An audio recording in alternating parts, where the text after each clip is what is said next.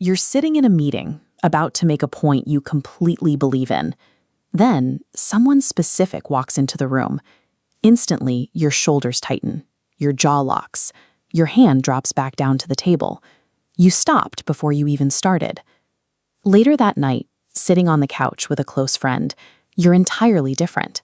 You're loud, you're expressive, you hold nothing back. The confidence is clearly there. So when the meeting replays in your head on the drive home, the frustration sets in. You know you had the right answer, yet you watched yourself fold. It feels like being held hostage by a quieter, smaller version of yourself. While this usually gets labeled as imposter syndrome or a lack of assertiveness, that sudden physical shutdown is actually a deeply programmed involuntary reflex. To figure out why it triggers, we have to look at exactly where it was built. Let's rewind the clock. You're 8 years old. The desk is a little too big for you, and the classroom feels massive. At that age, your nervous system is a sponge for environmental cues.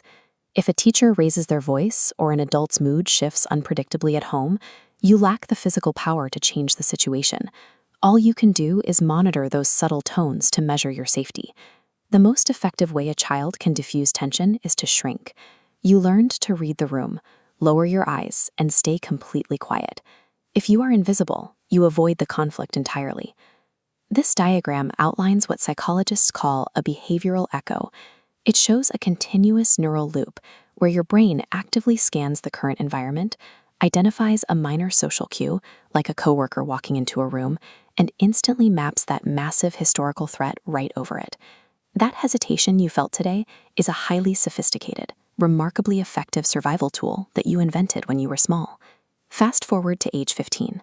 The playground turns into the cafeteria, and the social stakes multiply. You navigate entirely different, conflicting groups of people, each with their own set of unspoken rules. Your childhood defense mechanism upgrades. Hiding isn't enough anymore. You start actively code switching, altering your personality, your jokes, and your opinions to perfectly match whatever the immediate social group requires. You run constant, exhausting background calculations. Before a sentence leaves your mouth, you are predicting exactly how the other person will react, editing your words in real time to ensure they land safely. Do this every day for years, and the continuous adjustment stops being a conscious choice. It hardwires itself into your brain as the default baseline. You become who the moment needs automatically. Which brings us back to the adult you. The constant exhaustion, the feeling of acting differently at work, differently at home, and with acquaintances. It comes from running a childhood survival protocol in an adult world where you are actually safe. Breaking this cycle requires a specific realization.